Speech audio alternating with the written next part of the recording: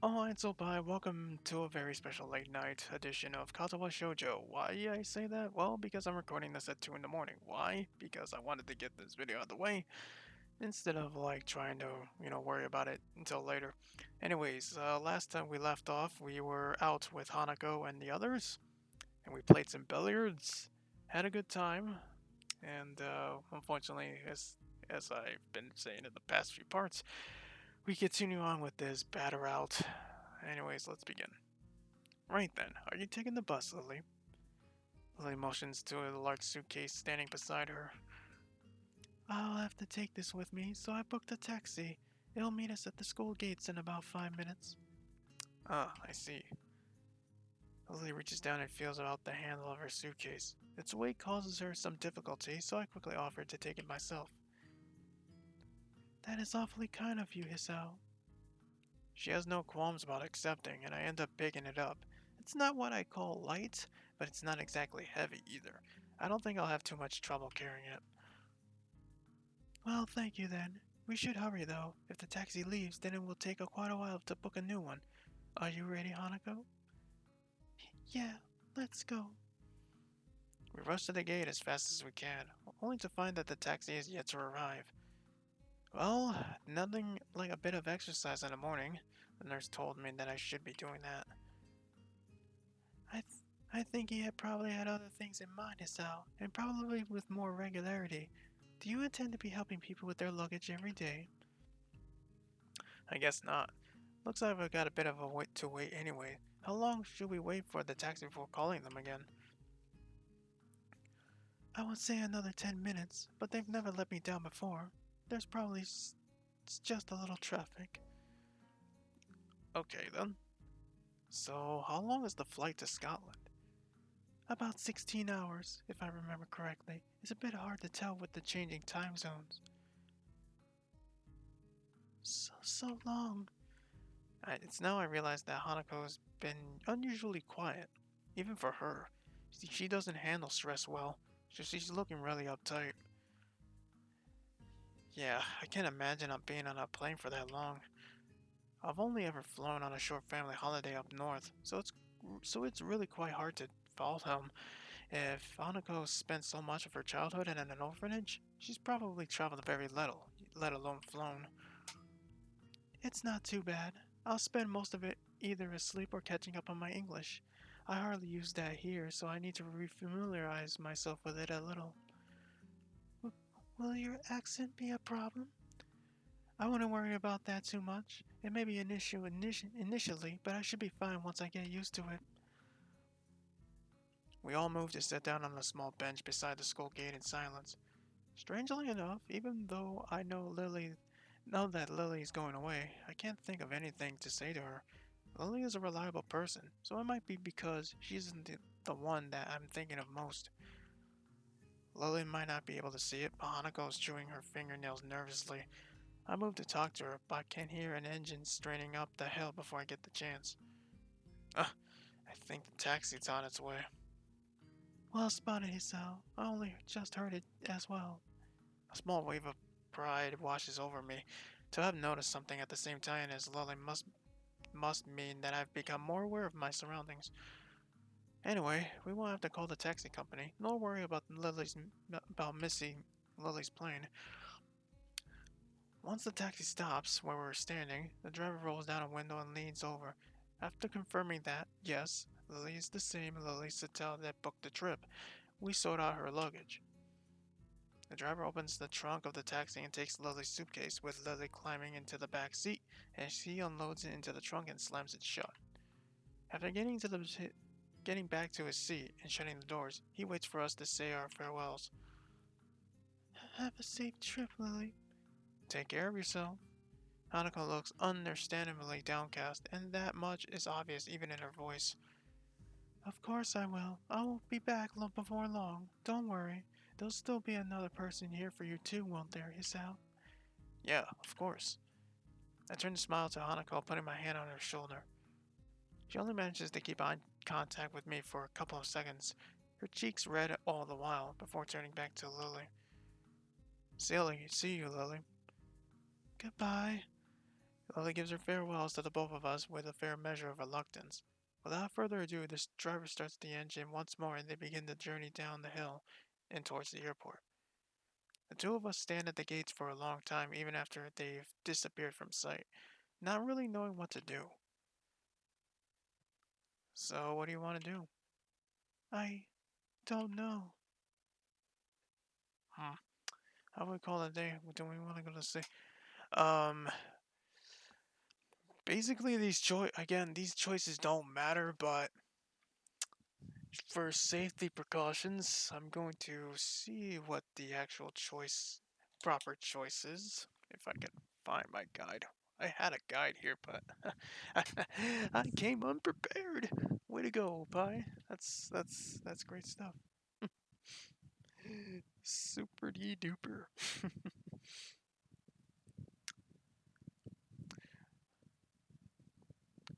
um, Only doing this because the fact that so we don't have to rewatch a certain scene again, just in case. Uh,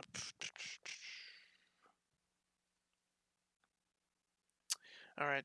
Thing is telling me to not do nothing.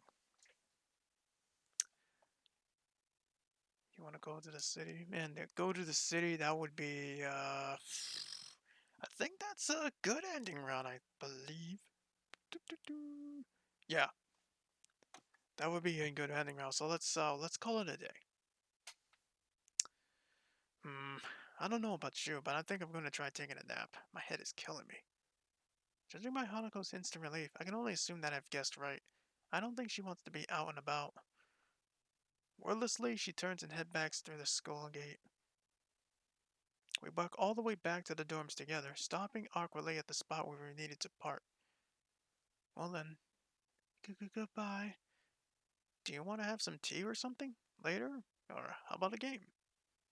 Hanako shakes her head embarrassingly. I'm tired. Maybe tomorrow? I've got homework. I suppose she would have a bit of schoolwork to catch up on. She's missed a few days of lessons after all. Homework. Thanks for reminding me. I've got a stack to do as well. I guess I'll see you tomorrow. See you, Hisao. Before I can say goodbye, Hanako has turned and began walking towards the entrance to the female dormitory building. I look at the door and she disappears through for a bit before going off towards my own dorms. Tomorrow will be a better day. Oh dear. This will begin Act 4. Scars. According to this guide, the bad ending should happen immediately. But, we'll see. I woke up, took my pills, and had a nice shower. Quickly slipped on my uniform, ate a tasty breakfast, grabbed my bag, and headed off. All as per my usual daily routine. It was only after arriving in class that the normality of the day was thrown off. After taking my seat, I watched my classmates trickle into the room over the next hour until every empty seat was eventually taken, other than Hanako's. I never can get used to the idea that she just doesn't want to show up to class every now and again. It feels all the more worrying now as well, given that Lily's left. As Moto continues to drone on, I find my gaze flicking every so often over to her seat, as if she might appear there any moment now. Nobody else seems to care at all about her absence, but they have little reason to. Hanako being absent from class, after all, is perfectly normal, or at least it was. Her attendance hadn't been all that bad from what I've seen in my time here, but it was apparently much more spotty beforehand. This was also an ominous time for her to be gone. It's the day before her birthday, and my suspicions are starting to rise. After the breakdown she had in class when it was mentioned, an increasing amount of my thoughts is taken up by how I can help her, but in the end, I feel like I can't do anything. The bell heralding the beginning of lunchtime rings out, shaking me out of my thoughts. A collective sigh of relief can be heard from the class, though Mitohu looks quite put off. He dislikes being interrupted in the middle of his exciting lectures after all. Just when I'm wondering what I should do on my lunch break, given that Hanako and Lily aren't here, the solution presents itself. Afternoon, Hee-chan. More afternoon, Misha. Shizune, you both look as bright as ever. Boo. Hee-chan wants to know if you'd like to have lunch with us today. Hmm, sure, it would be good to have some company. The cafeteria hums with activity, much like my old schools did. Yamako is different, though, in how strangely civilized the lunchtime rush is. Civilized.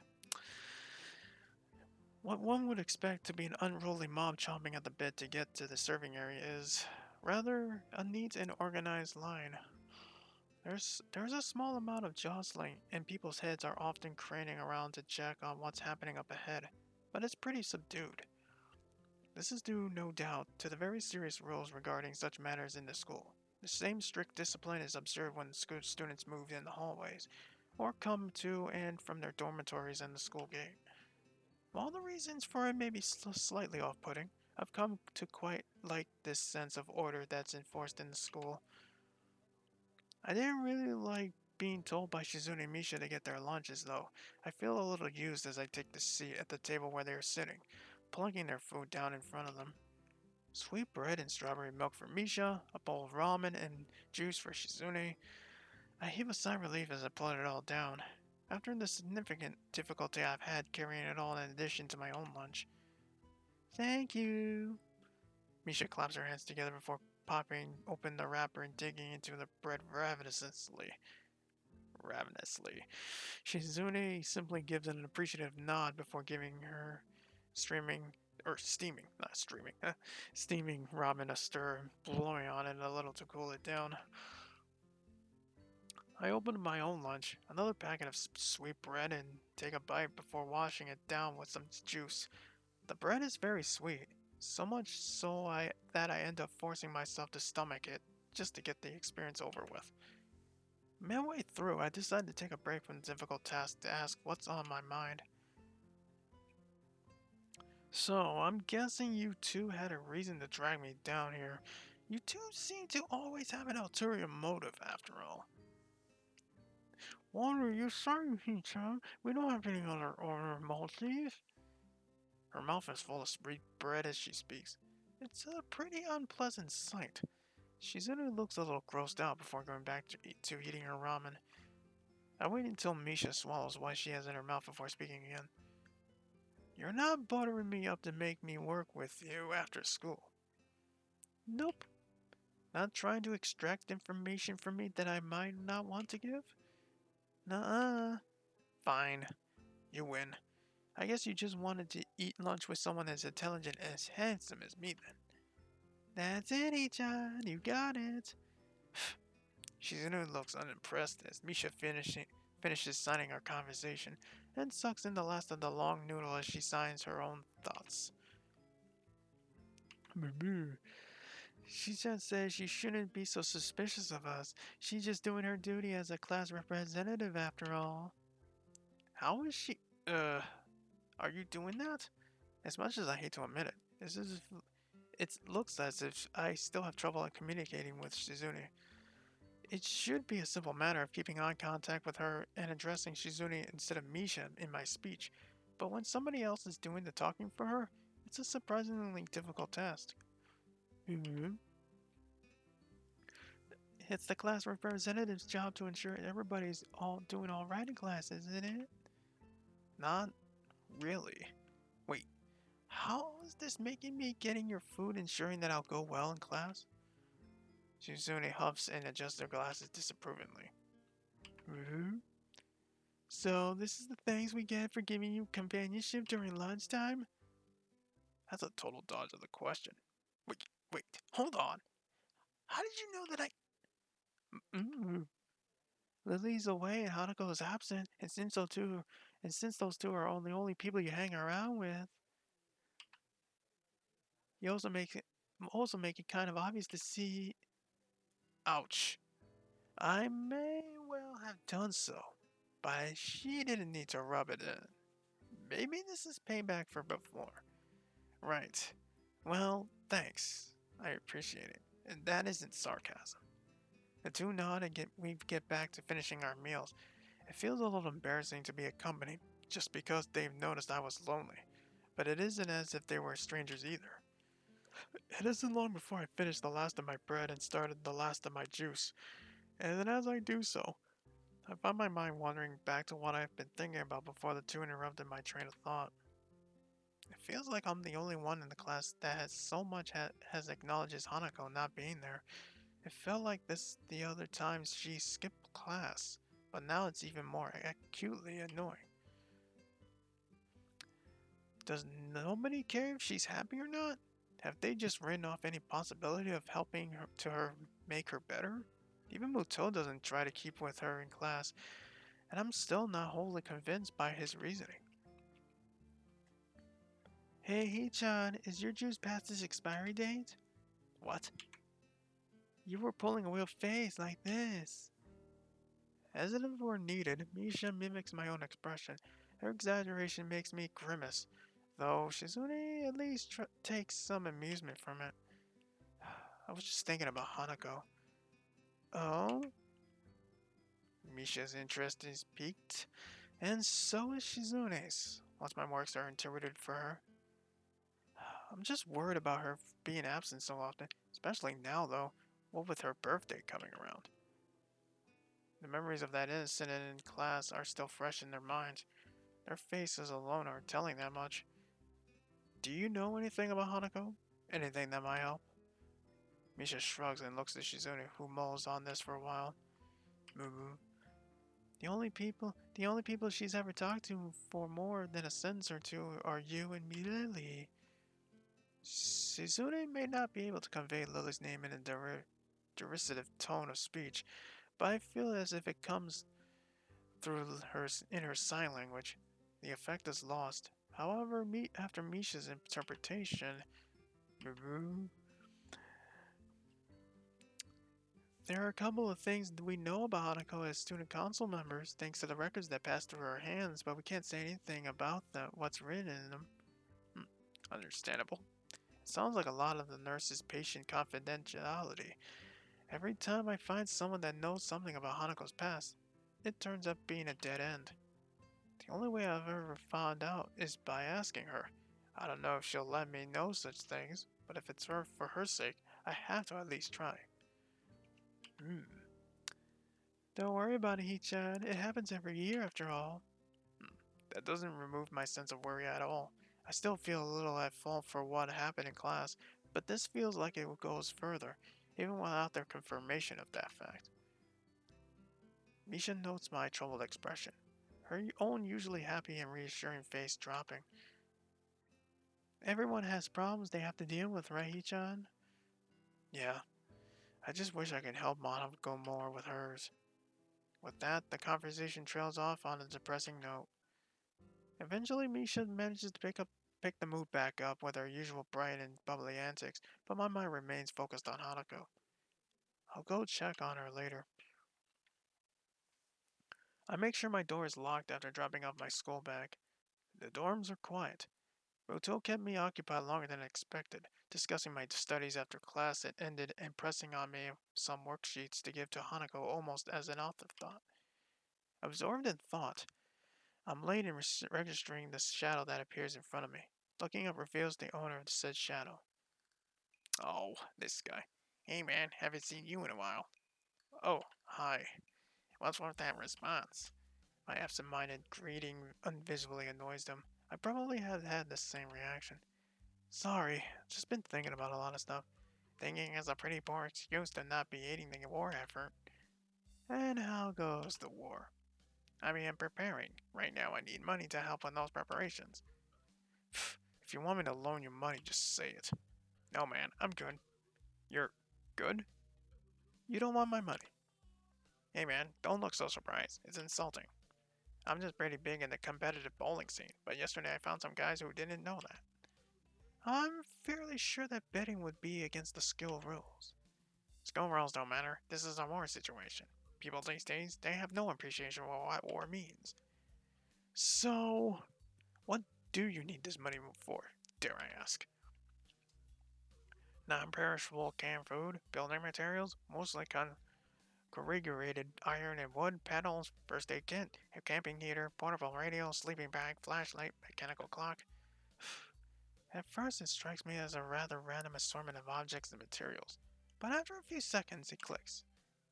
Um, isn't that a list of materials for a fallout shelter?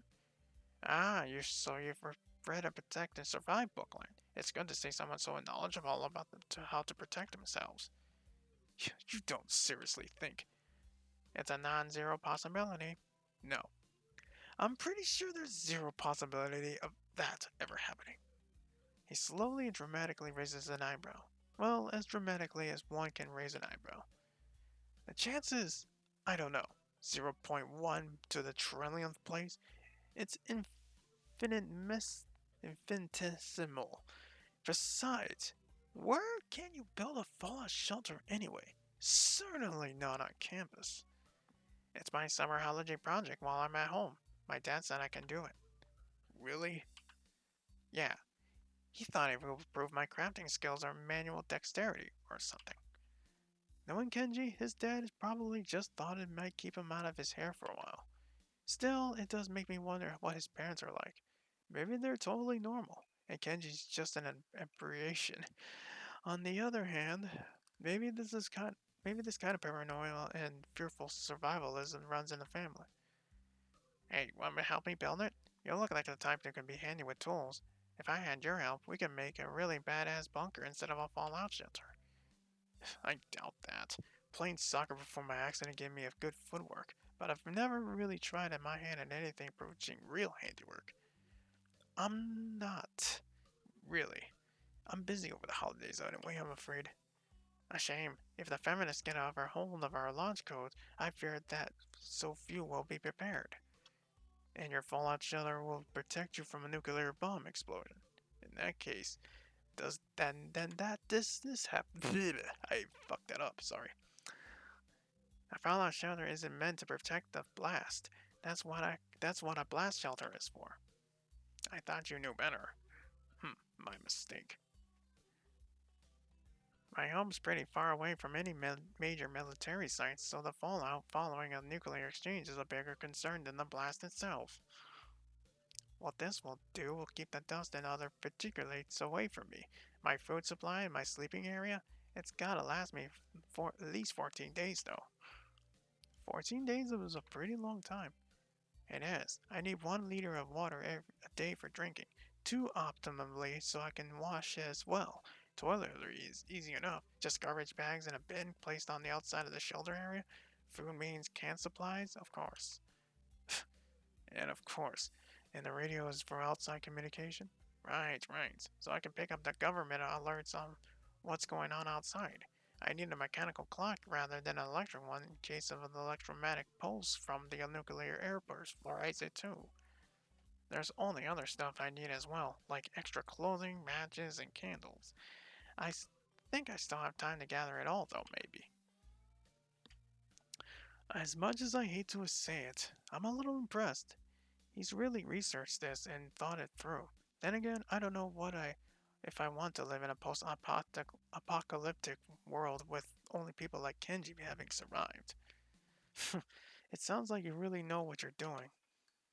Damn right I do. It must be hard. Living in a constant fear like this, he hardly ever socializes either. So the fact that he went bowling with others in itself is something of a surprise. This mentality reminds me of a little of a certain someone. Thankfully, her fear of others doesn't manifest in such a distinctly eccentric way. One thing I know for sure is that I certainly can't tell him exactly why I haven't been hanging around with him much recently. It's late. I have stuff to do. I'll think of making a fallout shelter or something, though. Yeah, alright, that's cool. A man's gotta do what he's gotta do, after all. You should hang out with me sometime, by the way. You're a cool dude. Cool dudes should hang out together, right? For some reason, that compliment actually feels kinda nice. The situation with Hanako being what it is, though, means that I probably won't be able to fulfill his request. For now, at least. That'll be good. I'll talk to you later about it when I can. Cool. Later, dude. He retreats to his dormitory room. I better go see Hanako. Wow, what a freaking kook. Well, at least he's keeping himself occupied. I stand outside the door into Hanako's room, hoping that she isn't too much of a state and I nervously clutch the worksheets Muto asked me to pass on to her. It's one more reason to visit her, and it gives me something to talk about, so I suppose I should be thankful for him for giving me the task. With a long breath to steady myself, I rap my knuckles on the door in front of me. Silence. I listen intently for any sound of shuffling coming from inside, but I can't hear a thing. I knock on the door again, slightly harder. Still no answer. How strange. Scratching my head, I make one last attempt at getting her to answer as I knock on the door one final time. Please let it not be that one ending. I'm kinda hoping it's not. Hanako, it's just me. Muto said to give you some stuff. Oh, oh, she's okay. I was, okay. So that thought is gone. For a while, the attempt seems to just as unsuccessful as the last. Just before I slip the sheets under her door, though, I hear her handle rattling. There she is. Oh, thank goodness. As the door opens halfway, I quickly try to see how Hanako's faring. It's a task made somewhat more difficult by her oversized gown hiding so much of her body. She doesn't look sick, or at least not immediately so. To be honest, I have preferred that to her expression right now. She looks terribly tired, and appears to be barely acknowledging my presence. Hi Hanako. Mato wanted me to give you these since you were in class today. I hold out the loose sheets, which she tentatively takes in her hands. The way she moves is devoid of thought. Her posture is slumped in an unusual manner for someone who is so often tense and wound up. Even her eyes keep looking away from mine, doing their best to avoid eye contact. I move my head a little to try to get a better look. Oops, I clicked on it. Are you okay? If you're feeling sick or anything, I can go get a nurse. It feels almost pitiful to put on such a routine, get well soon act. I can't think of anything else I could possibly do for her, though. She seems to collect herself a little at the notion, but only a little. Her head remains turned away, but her eyes move towards me. Uh, I'm fine. An awkward silence follows. As it lingers, I notice that the sleeves and the cuffs of her gown bear slightly damp stains. Her cheeks are a bit red too. Has she been crying? I see. I hesitated a little before coming out with the words I really came here to say. Would you like me to stay? I don't have anything urgent to do at the moment, so it wouldn't be any trouble. Her eyes slide away from me, and I lose any hope for an improvement of her mood. I wait for a response, but she doesn't say anything, nor give any kind of gesture. She just stands there, looking away from me. Hanako? She slowly shakes her head. Okay, um, good night then. Damn. With that, Hanako steps back and closes her door without a second word. More than a little worried, I retreat back to my room. Wandering up the hallway, I keep mulling over what happened. It felt like Hanako was only half there, and as if I was interacting with a robot that was just doing what it was programmed to do without any real thought. She was a husk of a person.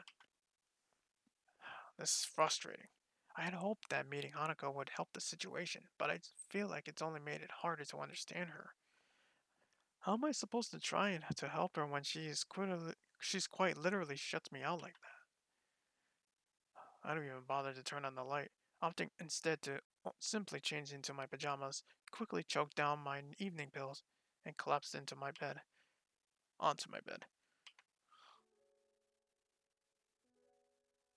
Hmm? Oh, that was an instant transition. What the fuck? Once again, Hanako doesn't turn up for class. Try as I might to concentrate on other matters, this fact continues to distract me throughout the entire school day. and even as I walked through the school gardens to the dormitories. I don't think today being her birthday is a coincidence either. I don't know the link between the two events though, nor do I have any idea what she's feeling. Were it physical pain, I could have at least provided some limited comfort. With something like this though, I have no idea where to start. I run the people I know through my head, thinking about whether they can help. Shizune and Misha don't know that much about Hanako, and what little do they know that they can't tell me. Same for the nurse. In the end, there's only one person that knows Hanako well and will be willing to tell me anything. It would be Lily, I think. Entering my dormitory room, I notice something that takes me off guard. It's starting to feel familiar. With everything that's going on around me, I'm thankful that this room started to finally be somewhere I can relax a little. When I first entered Yamako, it felt immediately foreign in every way, from the untouched neatness to the way it smelled. Focusing back on the task at hand, I throw my bag onto the bed as I open the top drawer of my desk. Before she left, Lily told me the number to call her while in Scotland, and I wrote it down. In hindsight, I wonder if she knew something like this could happen. Now that she's out of reach, I realize just how much both Hanako and I have relied on her for guidance.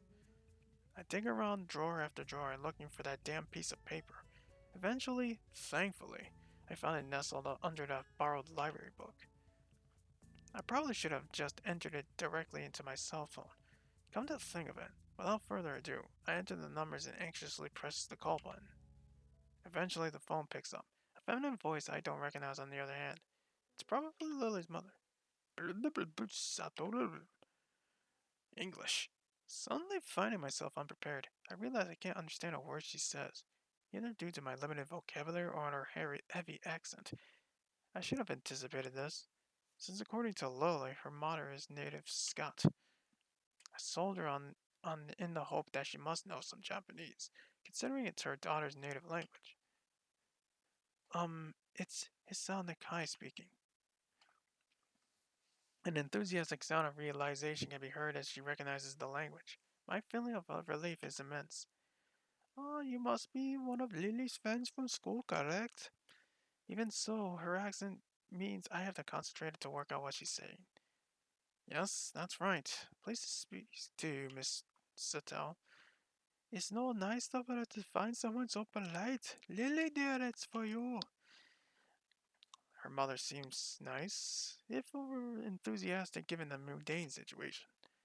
There is a small silence as Lily takes her time getting to the phone. In the distance, I can just make out her mother scolding her playfully for just getting up. Hello, Lily speaking. Mm, you sound awful. She makes the sound somewhere between a dying animal and a yawn. One thing I did remember to check before calling was the time zone. It'd be pretty late in the morning over there, so she really has no excuse. Mm, not feeling well? Just tired. What time is it there? Late afternoon. School finished for the day not long ago. Hanako's not well, is she? Mm, that was quick. My assumption that she must have known something like this could happen seems to be been on the mark. Mm, how did you know? Because today's her birthday. I hope she might have gotten at least a little better after coming to know you, but how is she now? She missed school today and yesterday. I still have yet to check up on her today.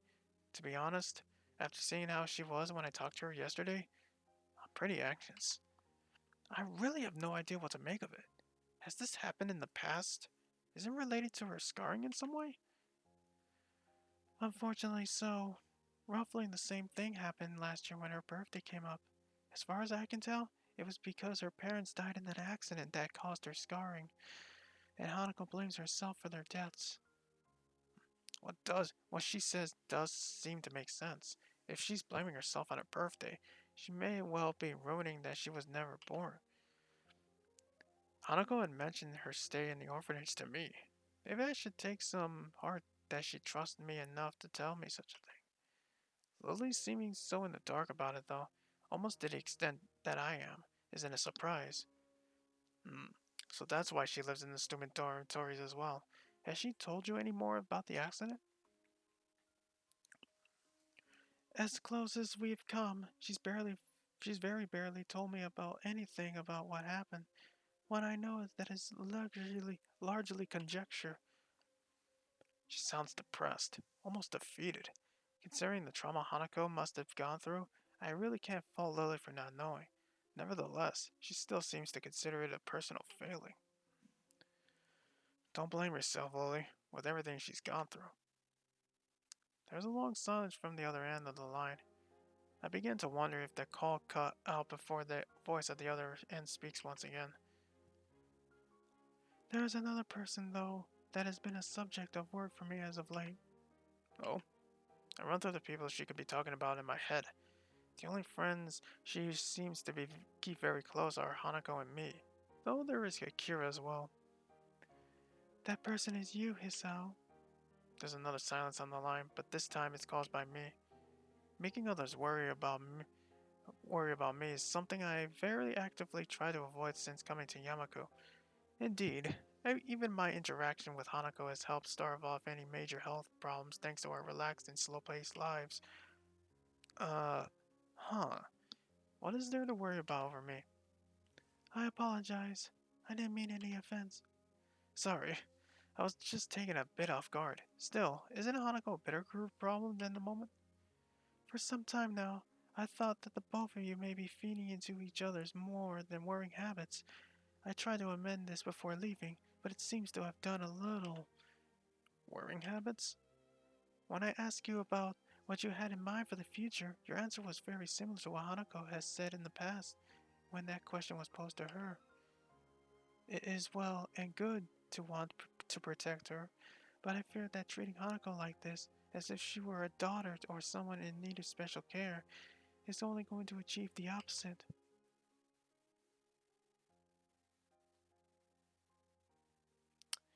The situation got effectively turned on its head after everything that's happened. This is the first time I find myself doubting Lily's judgment. Hmm. I did not expect a choice to be here, but again, this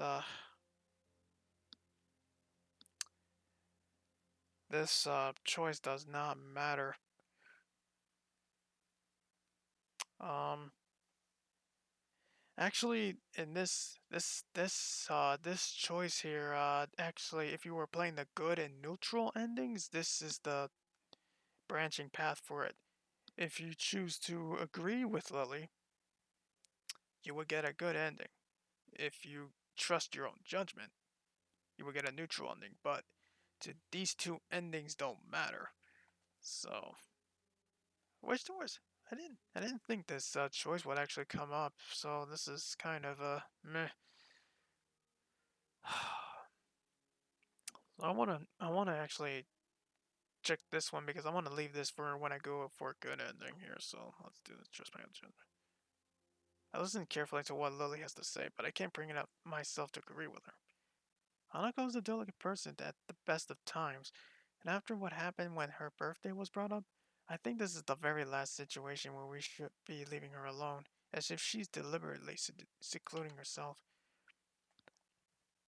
It feels like Lily has a very definite image of how the best to deal with Hanako in her mind, though not just now, but in all the time that I've known the two. I mull over the best course of action in my head.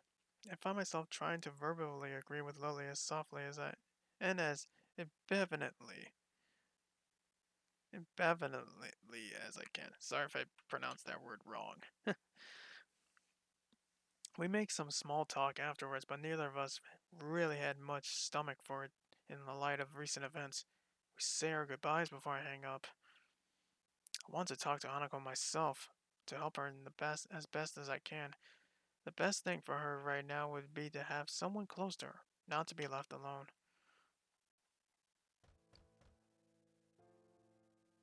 I read my knuckles thrice on Hanako's door. As expected, there's no answer. I briefly consider knocking again, but I know full well that I get just the same result as if I did. Resting my hand on Hanako's door handle, I try to prepare what I want to say to her, Try as I might, I can't really think of anything worth saying. I want to comfort her, yes, but I have no idea how to do that. That alone is almost enough to stop me. I told Lily what I would, though, so I feel like I have to follow through whether I'm confident about it or not. I turn the handle downwards with a large amount of hesitation. It doesn't move far, though, due to the door being locked. Hanako, she really has locked me out. After everything that happened between us and the time we have spent together, she shut me out completely. Um, I don't know if you can hear me, but I just wanted to talk to you for a bit. If you can hear me, can you unlock the door?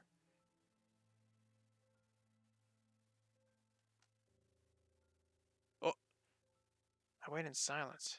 Minutes pass, but eventually I hear footsteps coming to the door and the lock being worked. Actually, my heart was like, I was like, what is gonna happen? That was like a long text box emptiness kind of there. At least she's willing to hear me out. That's like one good thing.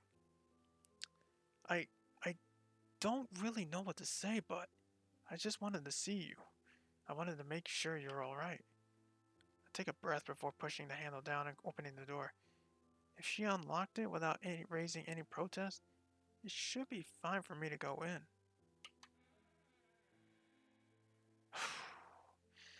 Hanako was sitting on the side of her bed, her face sullen as though deep in thought. Her room is as dark as ever, and right now she seems to perfectly suit the mood it gives off. Eventually, her eyes slowly move to the door as soon as she notices my presence. She darts off her bed and jumps to her feet, facing me straight on. The oversized gown makes this gesture look all the more sweeping as it freely moves about her light frame. But what are you? I quickly regret coming in as I look at her. She looks depressed, but there's a tinge of anger behind it, so she can make this kind of expression as well. I I just wanted to check if you were alright. I thought it would be okay since you unlocked the door. Hanako opens her mouth to speak, but quickly closes it before looking away. We stand in silence for a while before she steps back and sits down on the side of her bed. I'm not sure whether she's frustrated with me and resigned to the fact that I'm here, or genuinely okay with me being in the room. Once again, I find myself completely unable to work out how she feels. It's annoying. I end up walking her to her desk chair and taking a seat. I do it slowly, to allow her time to raise any issues she might have with me sticking around. She doesn't say anything. All she does is stare at the ground and not moving a muscle. After sitting with my front to the chair's back, I take a better look at Hanako. She appears pale, but her cheeks look red. I'm not sure she's been eating well either, given how thin her frame looks. Lily might have said it would be better if I kept more of a distance from her, but it's hard to think of that as the correct way to deal with Hanako when she looks like this. She keeps looking at the ground without a word, as if waiting for me to say something. It's entirely reasonable, since I'm the one who came into her room.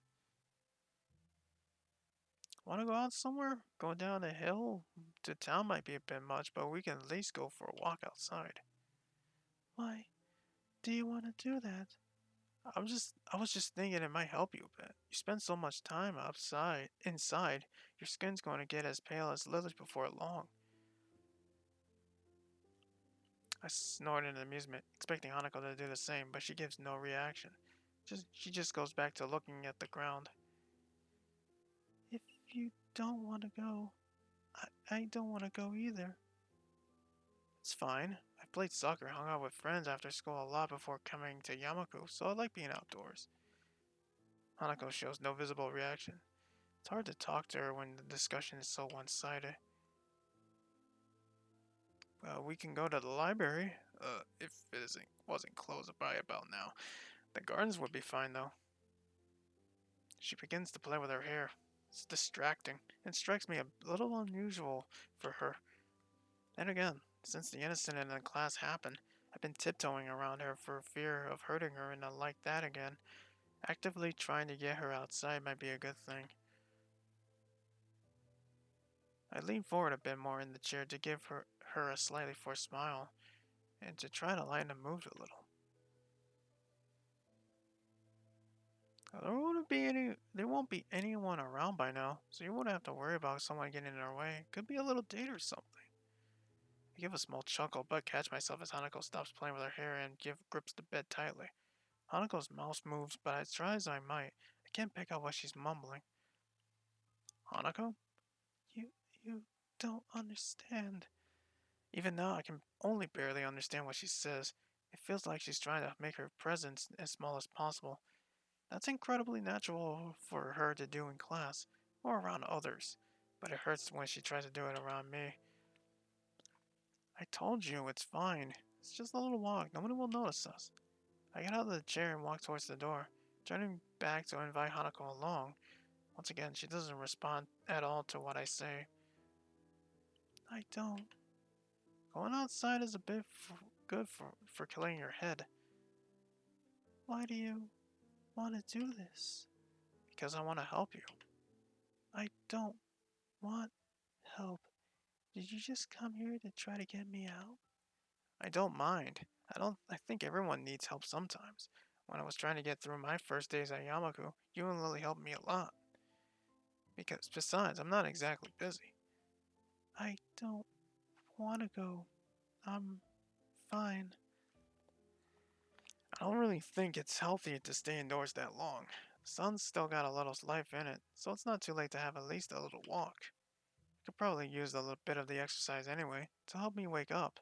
I've got some homework to get done, and it wouldn't be good to fall asleep halfway through doing it. Then go. By myself? She nods. Well, I'm not really against that, but are you sure? I swung by to invite you to come with me. I'm fine. You can go. Come on, just a small walk. Please, just go. I'm fine here. Hanako? I try to look at her face to gauge her feelings, but her expression is wooden, as if it was so carefully arranged that a single movement might cause it to collapse. Well, if you want to stay here, maybe we could play a game? Just leave. Please. I don't want to do anything right now. Surely there's something you want to do. It might be boring sitting here in your room alone. I want you to go. Come on, you don't have to be like that. I just want to spend time with you. Lily and I are worried, so. You talked to her? Yeah, we were. On the phone. Just a little while ago, we were both really worried about you. Hanako mumbles to herself again. It's increasingly disturbing. Hanako? I'm telling you, please, go away. You don't understand anything. If we just had a talk, you could tell me what I don't understand. I want to protect you. I don't really see. Get out. Please. Just locking yourself in your room isn't going to help anything, Hanako. Please. Silence. Hanako, I just want to help you. She, she stunnedly storms off her bed, turning me to an expression that takes me completely off guard. Get out of my room! Get out of my room! Get out of my room! Hanako yells at me with such force that, for the first time in a long time, I feel genuinely frightened. I have no idea how to react to this. And from Hanako as of all people. Leave! I'm telling you. Go! But I was trying to help you. I know I need help. I know I'm broken. I don't need you to tell me that. I never said you were broken or anything like that. It's written all over your face. It's written on Lily's face. It's written on everybody's faces. I see a therapist every week. Lily dotes on me if I were a child. And now, even you. Nothing's changed. Nothing at all. I hate Lily, and I hate you more than anyone. Her face moves in a strange, almost grotesque ways. I've never seen someone completely lose it before. But it looks like the usual quiet and withdrawn girl in front of me is going into just such a destructive cycle before my eyes. I don't know what to do. I have no idea what I should say or do. Go! Leave me alone. Get out of here. I take a step back, and then another, and then another. My retreat is only halted when I feel the door against my back. I can't fix this situation. Nothing I'd say would change anything now. I feel like I'm in a strange and deeply unsettling foreign world. I don't want to be here anymore. Door handle fights my clumsy attempts to open the door without turning my back to Hanako. Eventually, thankfully, the handle moves downwards. I open the door as fast as I can and almost leap backwards through it. As I go through, my eyes keep on the girl in front of me. She's not broken. Hanako's not isn't broken. If she was broken, then I'm just as broken as she is after all that's happened to me. Lily only ever did the best by her, and only I ever tried to protect her as best as I could. Hanako looks down at all of her energy spent. Now that they've stepped out of the room, the worst of their fury is gone. But even now, I can't bring myself to argue with her. It's not just the deep shock of what she said. It feels like something else is stopping me. Something deep that makes me feel physically sick. Without a word, I slowly shut the door. The creak of the old hinges almost sounds deafening. Almost deafening. With a final thud, the wooden door closes. The Hanako that I felt I knew disappears behind it, and only a faint orange silvers the light peak around the very edges. I feel numb.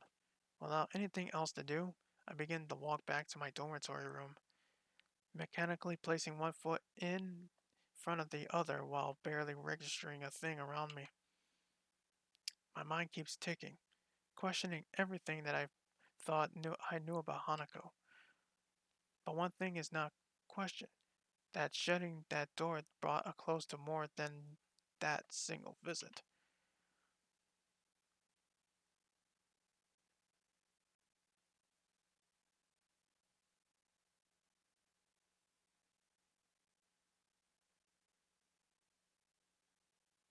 Wow, that was pretty eventful, that's for sure.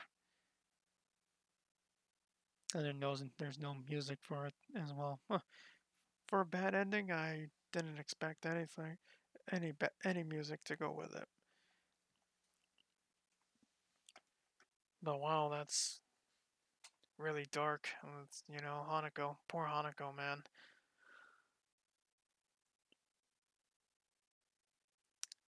So we pushed her to the limit, and shit.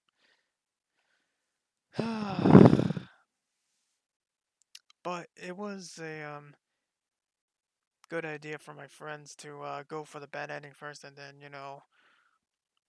do the good ending. Finish it off with the good endings for the characters.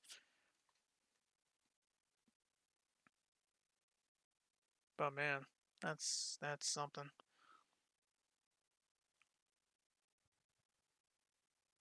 This will bring it back to the title screen, and we have another picture, or piece of the picture, with her hand there, and yeah, that's pretty much gonna be gonna be done for the. I can't even fucking talk. I'm taken aback by that fucking ending. That's something. But anyways, yeah, that was the bad ending for Hanako-chan, and next time on Let's Play Katawa Shoujo, we will go for the good endings. And yeah, I don't know about the neutral ending, but I'll probably show it off, but probably in a post commentary like I did in the Lily neutral ending. But yeah, next time we will go for the good ending. Well, I do have a save file of the branching path to the good ending, so we'll tackle on that next time. See you guys.